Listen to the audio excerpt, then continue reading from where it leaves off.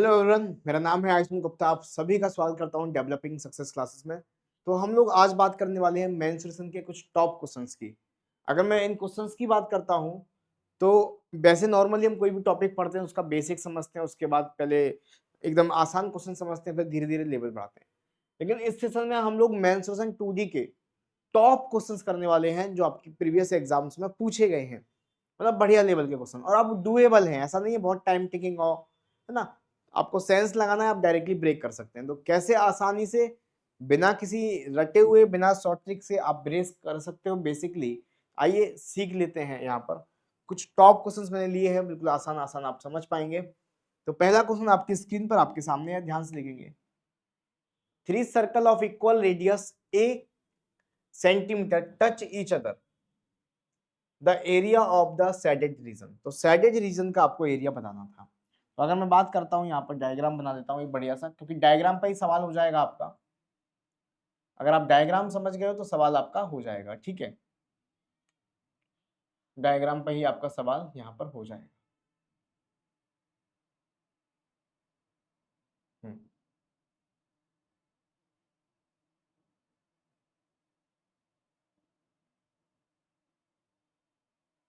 अरे देखो, दूसरा, ठीक है, थोड़ा बड़ा हो गया ये, ठीक है। तीसरा,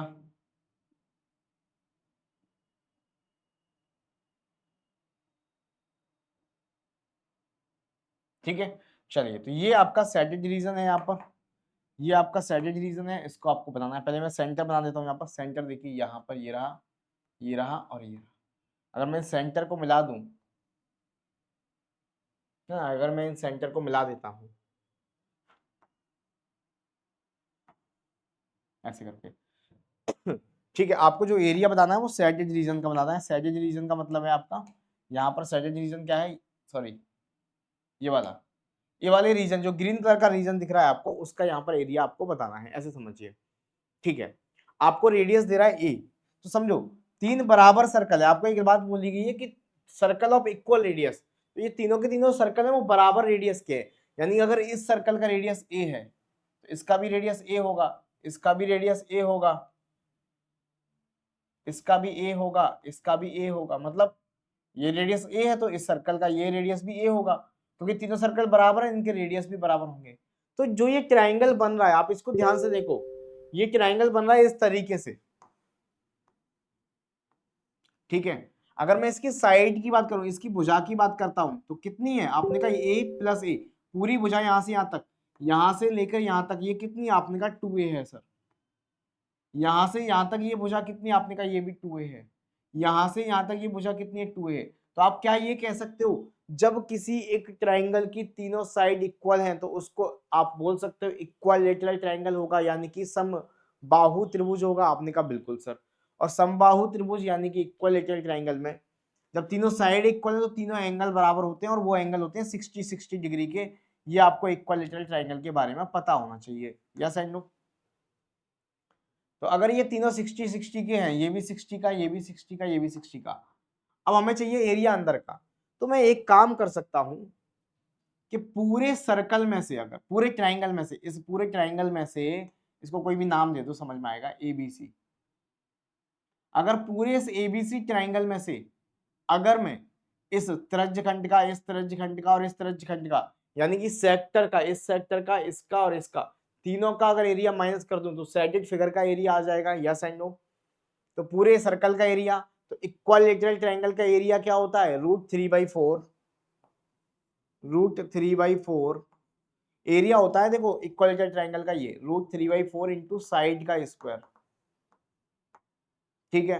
√3/4 इंटू साइड कितनी है इस ट्रायंगल की, 2a², और इसका स्क्वायर करोगे तो 4a² आएगा। माइनस कर दोगे इसमें से आप इस सेक्टर का, इसका और इसका एरिया को, तो हमें तीनों का अलग अलग निकालने की जरूरत नहीं, क्योंकि तीनों के एंगल बराबर है। ये सेक्टर भी 60 डिग्री का है, ये भी 60 का है, और तीनों की रेडियस भी बराबर है। तो हमें अलग अलग निकालने की जरूरत नहीं, क्योंकि तीनों की रेडियस बराबर है। रेडियस बराबर है तो आपको पता है सर्कल बराबर होंगे। तो मैं तीनों को जोड़ दूं, 60, 120 और 180, यानी 180 डिग्री के एंगल पर हमें निकालना है। तो अगर मैं पूरे सर्कल के एरिया की बात करता हूँ वो होता है पाई आर स्क्वायर इन थीटा बाई 160 360 होता है यहाँ पर थीटा बाई 360 सेक्टर का एरिया।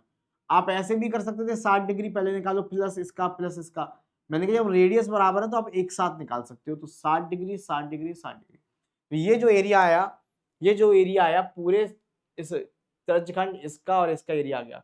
हमने क्या किया पूरे सर्कल ट्राइंगल के एरिया में से इस ट्राइंगल के एरिया में से इस वाले पोर्शन का इसका और इसका हमने माइनस कर दिया ये रहा। तो बचेगा क्या ग्रीन कलर का एरिया। आर की जगह मैं यहाँ डायरेक्टली ए लिख लेता हूँ क्योंकि आर की जगह डायरेक्टली ए लिख लो क्योंकि आपको पता है ना सर्कल की रेडियस तो ए ही है ना यहाँ पर। तो आपने कहा सर देखो ये हो गया 1/2 ठीक है 1/2 और आप इसको पूरा मत काटो 2 से 2 बार 2 से 2 बार ऐसे काटो। अब देखो बेस बराबर है नीचे तो ऊपर भी सब कुछ ऐसे ही रहेगा। तो ऊपर क्या है आपने कहा सर यहाँ पर ए स्क्वायर है यहाँ पर 2√3 है तो 2√3 माइनस का पाई ए स्क्वायर √3 ए स्क्वायर भी कॉमन आ जाएगा ए स्क्वायर कॉमन ले लेंगे यहाँ पर पाई बचेगा अपॉन 2 और into A square that is your answer. ये देखो √3 2√3 था यहाँ पर पाई बचा हमने ए स्क्वायर दोनों में से कॉमन ले लिया बाहर रख दिया ये 2 आपका 2 लिखा है तो आपका यहाँ पर क्या हो जाएगा एरिया ऑफ सेटेड फिगर ही आ जाएगा। तो सवाल में कुछ भी नहीं था बेसिक कॉन्सेप्ट थे। आपने इससे पहली वाली सेशन को देखा है इसी चैनल पर डला होगा 2 दिन पहले का उसमें मैंने सर्कल के सब कुछ बेसिक बताया था। सर्कल का सेक्टर का एरिया कैसे निकालते हैं है ना सब कुछ बताया था सर्कल का एरिया कैसे निकालते हैं। आप इस वीडियो को देख लेंगे आपको चीजें समझ में आएंगी ठीक है। चलिए एक और क्वेश्चन यहाँ पर पूछा है PS is the diameter of circle of radius 6 centimeter. In the diameter PS, Q and R the 2 points such that PQ, QR, RS are all equal. Semicircles are drawn and PQ and QS as diameter. H show in the figure the perimeter of shaded portion. तो जो shaded portion है उसका perimeter यानी परिमाप बताना है। परिमाप area नहीं बताना परिमाप मतलब इसकी छल्ले की लंबाई यहाँ से यहाँ तक फिर इसकी लंबाई ऐसी लंबाई बतानी है। चलो हाँ जी कैसे कर सकते हैं इसको बताइए बताओ भाई एक बार कैसे कर सकते हैं इसको।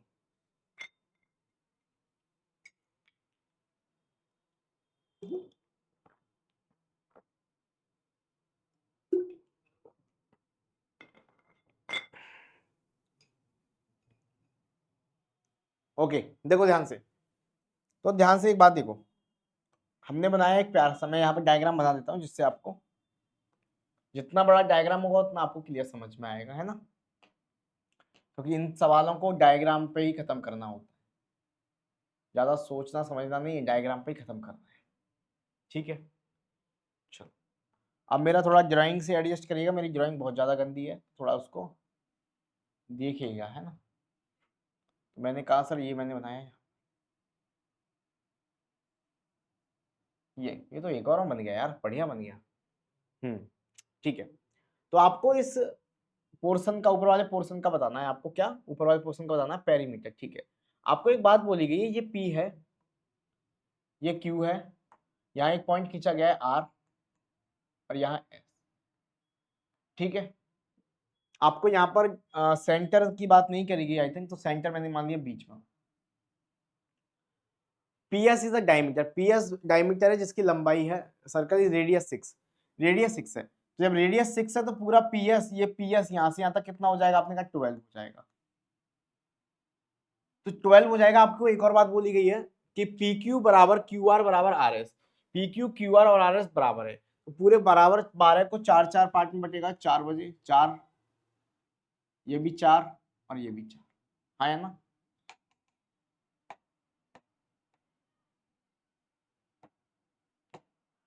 ठीक है ये भी 4 ये भी 4 और ये भी 4 मतलब PQ भी 4 हो गया QR भी 4 हो गया और ये भी 4 हो गया ठीक है इतनी बात समझ में आ गई। और मुझे ये पता है कि अगर पूरा डायमीटर 12 है डायमीटर 12 है तो मुझे ये पता है रेडियस यानी कि यहाँ से ये जो रेडियस है वो पूरी आधी 6 होगी तो जब RS आपका 4 है और यहाँ से मैं अगर O मान लूँ, OS आपका 6 है तो यहाँ OR तक 2 बचेगा। ऐसे ही यहाँ से यहाँ तक ये 6 होगा, सेंटर से लेके यहाँ तक P पॉइंट तक 6, जबकि मुझे पता है P से लेके Q तक कितना है, आपने कहा 4 है, तो ये पॉइंट भी 2 बचेगा आपका। Yes and no? ठीक है सर। अब बात को और समझते हैं, ये बात हमने थोड़ी सी कर दी।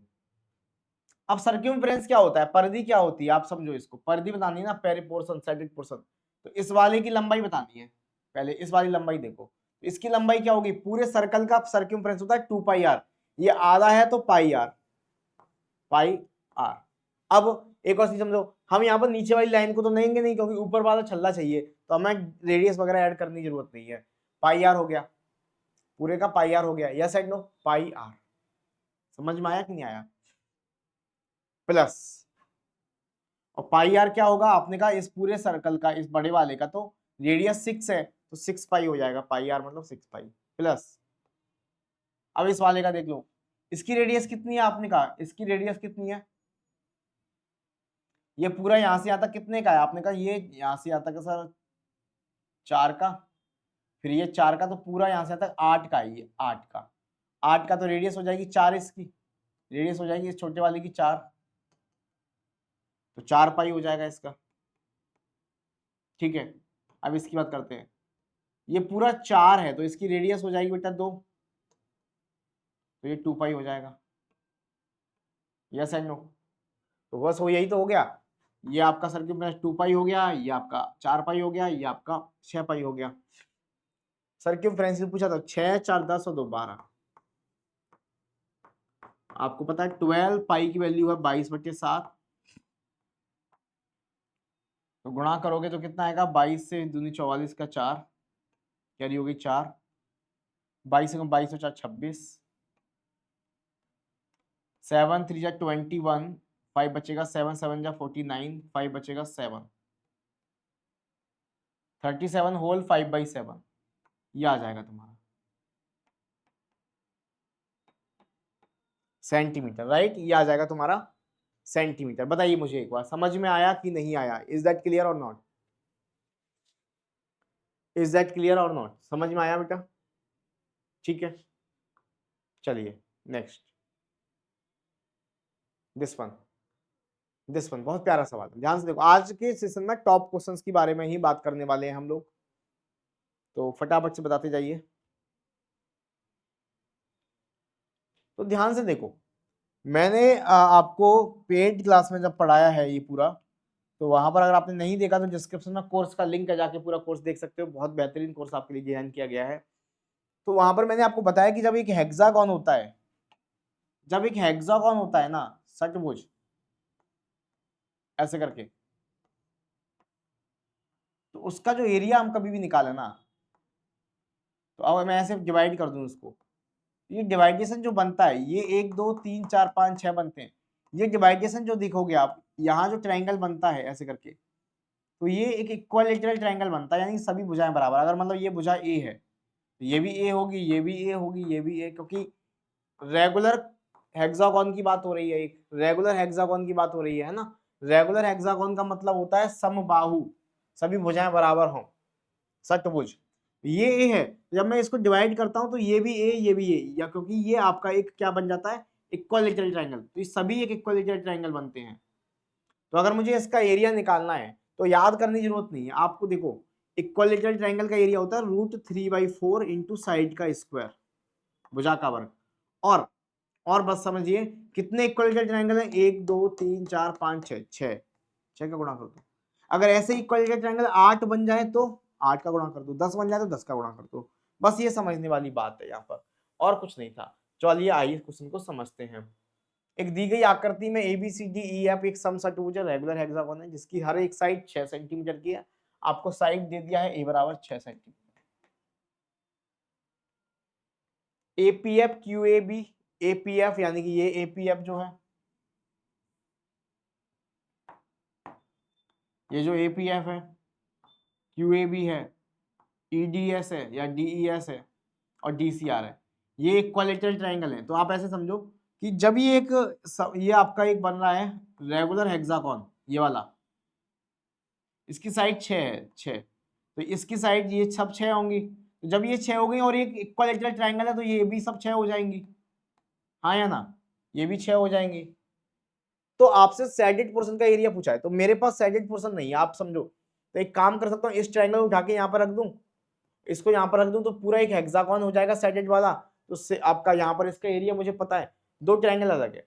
और इसका आपको एरिया निकालने के लिए क्या करना पड़ता है, आपको पता है, हर यहाँ पर 6 हेक्सागोन बनते हैं, है ना, 6 आपके इक्विलैटरल ट्रायंगल बनते हैं, या आप ऐसे समझ लो 6 इक्विलैटरल ट्रायंगल। तो आप इसको जब मिलाओगे तो 1 2 3 4 5 6 7 8 टोटल कितने इक्विलैटरल ट्रायंगल बन रहे हैं। आपको सैडेड हेक्सागोन को भूल जाओ, मैंने कहा आप नहीं जानते हेक्सागोन, इक्विलैटरल ट्रायंगल समबाहु त्रिभुज तो जानते हो ना, तो बस ऐसे इसको कट कर दिया। तो जब ये भुजा 6 थी तो ये भी 6 हो गई, ये 6 सब बराबर है। तो कितने इक्विलैटरल ट्रायंगल बन रहे हैं, आपने कहा 1 2 3 4 5 6 7 8, तो सैडेड फिगर में 8 इक्विलैटरल ट्रायंगल बन रहे हैं। और एक इक्विलैटरल ट्रायंगल का जो एरिया होता है, एक इक्विलैटरल ट्रायंगल का जो एरिया होता है बेटा, वो होता है √3/4 इंटू साइड का स्क्वायर, और 8 बन रहे हैं तो 8 का गुणा कर दो, अभी बताया था मैंने, हो गया खत्म। तो 4 से 8 खत्म हो गया, 2 बार क्या पूछा, ऑप्शन दिया रूट में, ठीक है। तो 2√3 इंटू 6 का स्क्वायर, तो 36 19 72 √3 आ जाएगा, 72√3, 72√3 आपका यहाँ पर राइट आंसर आ जाएगा। सेंटीमीटर स्क्वायर है, ठीक है, तो आपका आंसर आ जाएगा यहाँ पर 70√3, ठीक है। तो हमें याद ही नहीं रखना है, रेगुलर हेक्सागोन की बात हो रही है, हमें क्या करना है, यहाँ पर ट्रायंगल्स को देखना है, कितने 1 2 3 4 5 6 7 8 टोटल बराबर जो ट्रायंगल है आपके 8 ट्रायंगल है। और एक इक्विलैटरल ट्रायंगल का जो एरिया है आपका √3/4 ए स्क्वायर होता है, आपने कहा ठीक है, 8 है तो 8 का मल्टीप्लाई कर दिया, 4 से 8 कट गया 2 बार √3, और ए क्या है आपका 6 सेंटीमीटर, 6 का स्क्वायर 36 हो गया, मल्टीप्लाई किया 72 रूट आपका √3 आ जाएगा, ठीक है, समझ में आ गया होगा। नेक्स्ट नेक्स्ट क्वेश्चन बताइए, बताओ भाई इसको, ठीक है, देखो ध्यान से बताओ।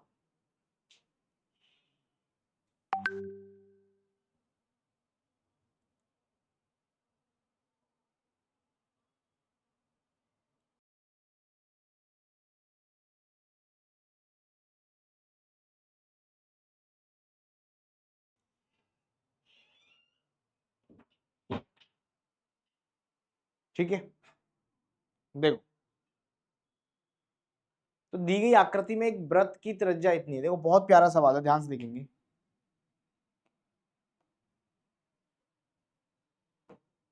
मैंने एक सर्कल बनाया है, या एक काम करो, एक स्क्वायर बनाओ बढ़िया सा, मैंने एक स्क्वायर बनाया और सर्कल बना दिया उसके बाद,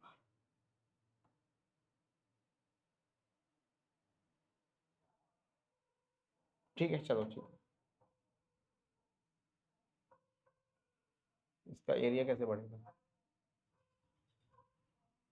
नहीं, ठीक है, ऐसे ठीक है। तो देखो ध्यान से, जैसा आपको डायग्राम दिया गया मैंने वैसा बना दिया, अब आपको थोड़ा समझना है यहाँ पर ध्यान से, है ना, आपको ध्यान से समझना कि दी गई आकृति में एक वृत्त की त्रिज्या है 14√3, तो वृत्त की त्रिज्या 14√3 है, थोड़ा ध्यान से समझेंगे। तो वृत्त की त्रिज्या होती है सर्कल की रेडियस, आपने कहा सर ऐसे करके यहाँ से यहाँ, तो वृत्त की रेडियस यहाँ समझो थोड़ा सा, कि वृत्त की रेडियस अगर ये 14√3 है, तो वृत्त का डायमीटर त्रिज्या का दुगना होता है, तो वृत्त का डायमीटर 28√2 हो जाएगा, हाँ या ना।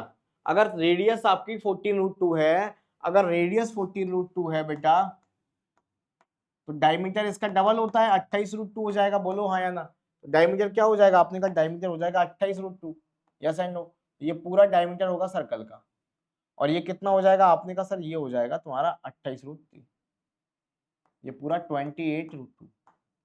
क्या ये आपको ये नहीं दिख रहा कि सर्कल का डायमीटर तो है, ये स्क्वायर का डायगोनल भी बन रहा है विकर्ण, और स्क्वायर का डायगोनल क्या होता है, विकर्ण क्या होता है, आपने कहा √2a, और ये बन रहा है 28√2,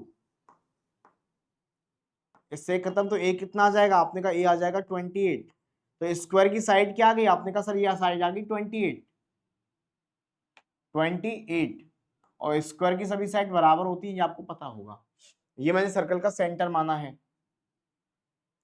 ठीक है। अगर ये आपको ये पता है कि सर्कल की रेडियस पता है, सर्कल की रेडियस तो मैं यहां से लेके ऐसे सीधे मिलाऊंगा, तो भी ये भी रेडियस होगी, यानी यहाँ से मैं इसको मिला दूंगा ये वाली ब्लू लाइन, तो ये भी रेडियस होगी, और ये पूरी रेडियस कितनी होगी 14√2 होगी।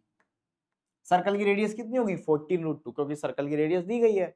लेकिन अगर मैं ये कहूं, इसी लाइन को थोड़ा और समझूं, कि मैं इस सेंटर से यहां तक मिलाता, केवल इस सेंटर से मैं केवल पिंक कलर की लाइन करके दिखा रहा हूं, यहां तक मिला था, तो आपको ये पता होना चाहिए अगर इसके अंदर एक स्क्वायर बन रहा है ऐसे करके,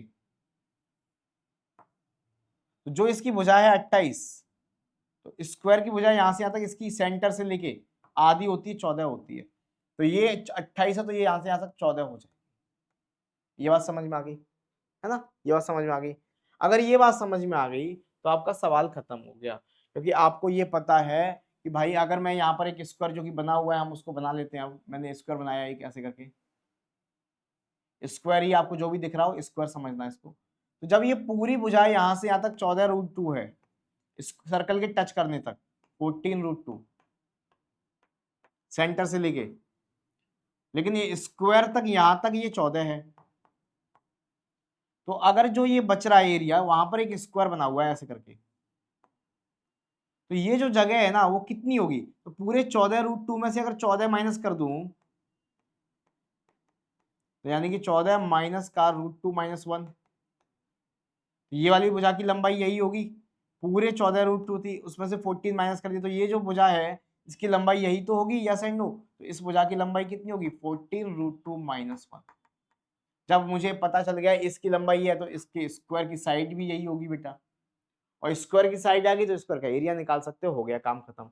तो स्क्वायर की साइड आ गई। अच्छा पॉइंट में दिया है तो आप एक काम करो, पॉइंट में दिया है तो आप एक काम करिए, 14√2 - 1 ये है ना 14√2 का वैल्यू होता है 1.4, और आगे भी होता है, आप पूरा लिख सकते हो, मैंने एक डिजिट तक लिखा है, कैलकुलेशन इजी हो जाएगा।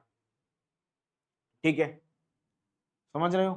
तो √2 का वैल्यू होता है 1.414। √2 को आप सॉल्व करके भी निकाल सकते हो, मैंने आपको कैलकुलेशन बूस्टर वाला सेशन कराया है, यूट्यूब पर भी डला हुआ है, आप देख सकते हैं वीडियोस वाले फॉर्म में, तो आपको वहां पर मिल जाएगा डायरेक्टली नॉन परफेक्ट स्क्वायर का स्क्वायर रूट कैसे निकाला जाता है नंबर का। तो देखो 1.4 में से अगर 4 को माइनस करोगे तो आपका आएगा 0.4, 1 को माइनस करोगे 0. यह आ जाएगा 5.6। ठीक है, तो स्क्वायर की आपकी साइज आ गई 5.6। पूछा क्या है, छोटे वर्गों का कुल क्षेत्रफल, तो इस स्क्वायर का एरिया क्या होगा, आपने कहा 5.6 का स्क्वायर, लेकिन एक नहीं है, ऐसे ही चार है, 1 2 3 4, तो 4 का गुणा कर दो, हो गया। 56 का स्क्वायर क्या आएगा, आपने कहा 6 का वर्ग, 36 का 6 कैरी हो गया 3, 5 के 30 दूनी 60 और 3 60 और 3 63 का 3 कैरी हो 6, 25 और 6 31। सही है ना, 6 का 36 का 6 कैरी हो गया 3, 5 के 30 दूनी 60 और 3 33 का 3, 3 25 और 3, गलत कर दिया क्या, दोबारा देखो, 6 का वर्ग 36 का 6 कैरी 3, 5 के 30 दूनी 60 और 3 63 का 3 कैरी हो गया 6, तो 6 का सही है। गुणा करोगे 4 का तो कितना आएगा, आपने कहा सर ये लगभग 125 के करीब आ रहा है, ये आंसर हो गया। कैसे देखो, ये 72 के करीब आएगा। ठीक है, समझ में आया, 144 सॉरी 144 के करीब आएगा। 144 का अरे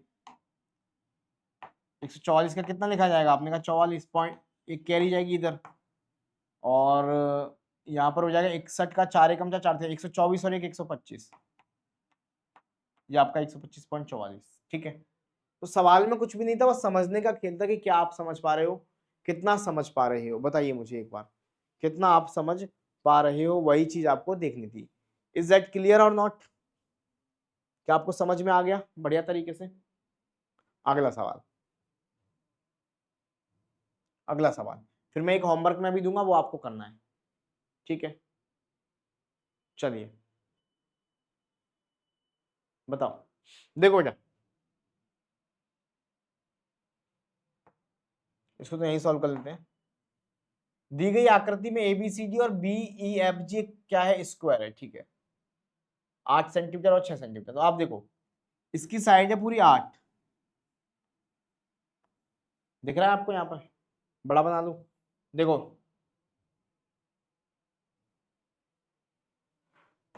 मैंने एक स्क्वायर बनाया। अब ठीक है, इसके अंदर एक और स्क्वायर बनाया, इसके अंदर एक साइड बनाई,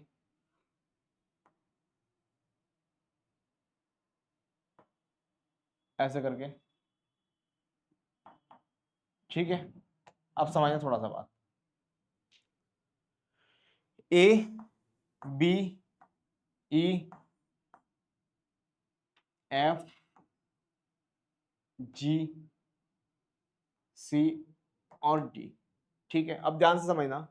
दी गई आकृति में A B C D and B E F G, A B C D and B E F G क्रमशः 8 सेंटीमीटर 6 सेंटीमीटर बाजू एक वर्ग है। तो ये 8 सेंटीमीटर का होगा, ये 6 सेंटीमीटर का होगा। तो यहां से यहां तक की साइड कितनी बचेगी? आपने कहा 2 बचेगी। Yes and no? ये बात तो समझ में आ गई आपको? ये पूरा 8 का था स्क्वायर, ये 6 का था, तो यहां से यहां तक साइड कितनी बची? 2 बची। ठीक है, ये 6 है तो आपको ये भी पता होगा ये भी 6 होगी, और ये पूरा 8 था, क्योंकि स्क्वायर की सभी साइड बराबर होती हैं। पूरा 8 था बेटा, स्क्वायर की सभी साइड बराबर होती हैं, ये भी पूरा 8 था। तो ये 8 था, ये यहां से यहां तक 6 है, तो ये 2 बचेगी, है ना? अब आपसे पूछा क्या गया है? आपसे सैडेड फिगर का एरिया पूछा गया है, सैडेड फिगर का एरिया पूछा गया है आपसे, ये वाले फिगर का, ये वाले फिगर का एरिया आपसे यहाँ पर पूछा गया है। ठीक है, तो बस हो गया खत्म। कैसे निकालोगे आप? कैसे निकालोगे? पूरे स्क्वायर का एरिया निकालो। पूरे स्क्वायर का एरिया होता है साइड का स्क्वायर, और साइड कितनी है? आपने कहा साइड है सर आपकी भुजा का स्क्वायर, यानी कि 8 का स्क्वायर। उसमें से माइनस करते जाओ, किसको?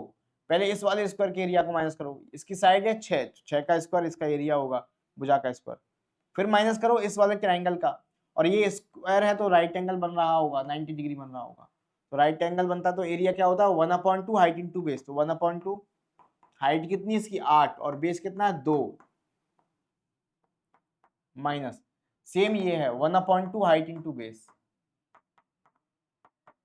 हाइट कितनी? 8, बेस 2 से 2 खत्म, 2 से 2 खत्म। तो आपको पता है ये हो जाएगा 64, ये हो जाएगा 36, 8 और 8 कितना हो गया? आपने कहा 16 हो जाएगा। तो ये कितना बचेगा? आपने कहा 20 बचेगा, 64 में से 20 जाएगा तो कितना बचेगा? 44। 36 माइनस 8 और 8 16, 20।